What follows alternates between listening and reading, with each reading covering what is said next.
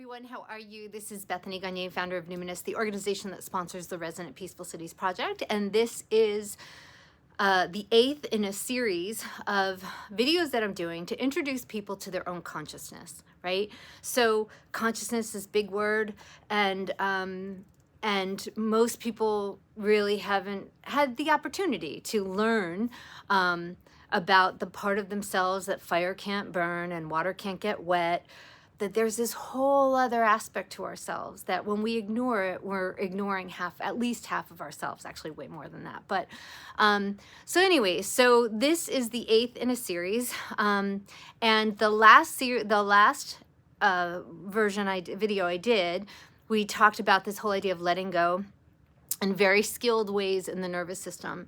And I was basically saying it's truly the most important spiritual skill you can have is that releasing of the clutching, gripping, and grasping. And the bottom line is that the more advanced you are in consciousness, the more surrendered the body is, right? The more you are kind of tuned to the etheric. And so this is going to, this video, we're going to work on cleansing the biofield around the body. And then the video after that is going to actually start moving us into oneness. Okay, so see, understand, I don't know why I was just born with this weird awareness of where my consciousness is parked. And it's almost like I can't go a moment of awareness that I don't kind of think about where my consciousness is and what it's doing. And it's this bizarre thing. But what I've learned over the years is that this quirky little skill I have seems to be super helpful for other people. I have done more work inside of myself than I've ever done outside. And unfortunately, I think that shows. But anyway, here's what we're gonna talk about. We're gonna talk about the field around the body, right? The biofield, right? So understand that we don't end here. I always say that, like this is just our meat suit. That actually our spirit, you could say, our biofield goes into the space around us. And after working in biofeedback for 30 years, there are some people that are super chronically tense. It's really difficult to get them to lower a biofeedback instrument or impact it with their consciousness. But when I have them move into the space around the body, finally we'll get the result that we're looking for. And so why is that? I mean, maybe it's because, by us kind of holding our muscles like this and feeling so separate, that we are not really kind of acknowledging this larger portion of ourselves, right? And so what'll happen is the body just naturally relaxes when we become aware of the space around the body. So I always say it's kind of like, can we start identifying with the space around the body, and your body just happens to be in the middle of it. It's almost like your body is just a way to let people know where your spirit is, okay? So we're going to practice in this meditation on cleansing the field. Imagine like say 3 feet around the field, so a 6-foot diameter, so to speak, and going above the head and below the feet.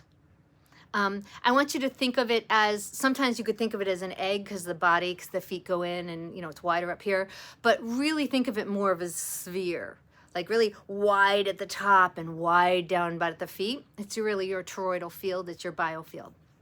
Okay, so what we're going to do, because we've been practicing, hopefully, I know there's not too many people following the series because not many people work so internal, but I get the emails from people and they say, for some reason, this type of work really helps. And and most people are not at the point where they study this type of work, but the reason why I feel like this work works so nicely, even though most people are not at the level to appreciate it, is because it's totally about you and your interface with the world.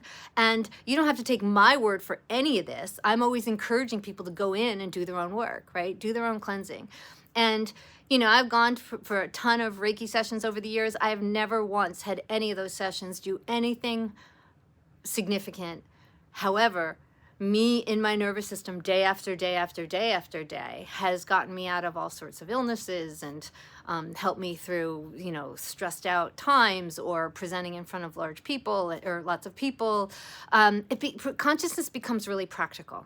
All right, so So, all right, so we are going to anchor our awareness into the body, and then we're going to start kind of spreading our awareness out and around the body. Now, what's going to happen is, what I want you to start doing is diagnosing your biofield, meaning that your intuition is going to kick in. You're going to notice that maybe your biofield's a little concave in certain areas, or maybe it's kind of pulls into the body. Maybe you feel as though there's like lots of static and noise and density in an area.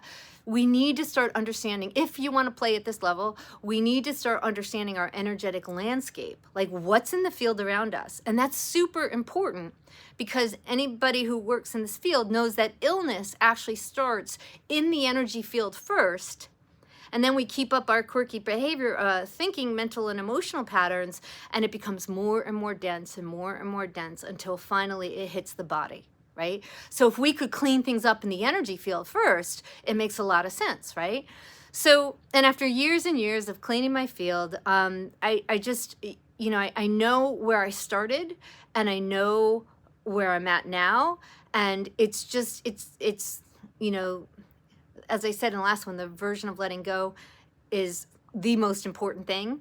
But by also working in the energy field around the body, that has done amazing work as far as having expanded states, right?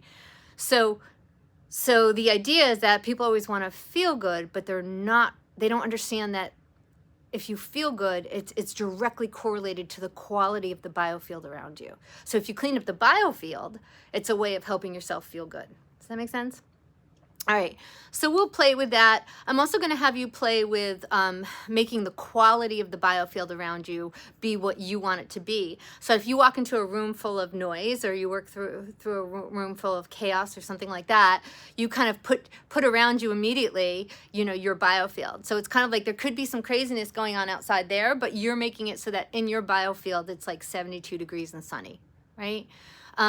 It takes some discipline, it takes some skill. I always say this stuff is always simple, but it's not easy, because we are creating this mental discipline to be able to take your mind and hold it still and not have it waver, to be able to set an intention to change the quality of your consciousness. I mean, I've seen people hooked up to biofeedback instruments, and I ask them to do these internal skills, and they're holding on for dear life. And the reason why I can see it in them is because that's where I started, right? That people don't realize that this internal work takes an enormous amount. It takes energy. It takes, and hopefully, if you get some results, that's what spurs you on, right? So what we're going to do is to bring a lot of our skills together. We're going to bring in a quality around us in the field. Practice. What's that like? And then start practicing with that. Now, once we kind of work on our field, and I'll leave you for a while to keep cleansing your field, start understanding it. How do you distort your field? Maybe in the presence of certain people, your field gets more distorted. Start practicing being able to maintain the integrity of your field. And then I'll check back with you, and we will start moving into oneness, okay? I'd say oneness is kind of more easily reached or experienced than, say, more, from what I know. I just dabble in these states, and I've read a lot, but there's like kind of enlightenment states, but oneness states are kind of lower hanging fruit. They're easier to get to. And why would you go into oneness?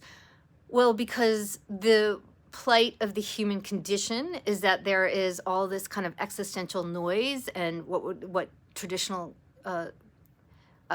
practices have referred to as suffering, right?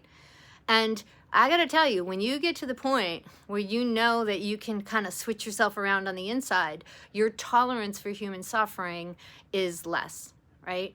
And it's not because you're doing a bypass. It's because you're literally going to the point in the field where the suffering is being stirred up, and you are practicing being able to hold these states.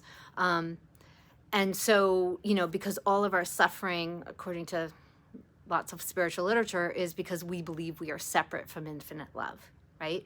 So if we go in and repair strategically, where we are pulling back from infinite love, where we are demanding our separateness, and you start healing that and you start practicing, that's a different state of consciousness to walk around in, right?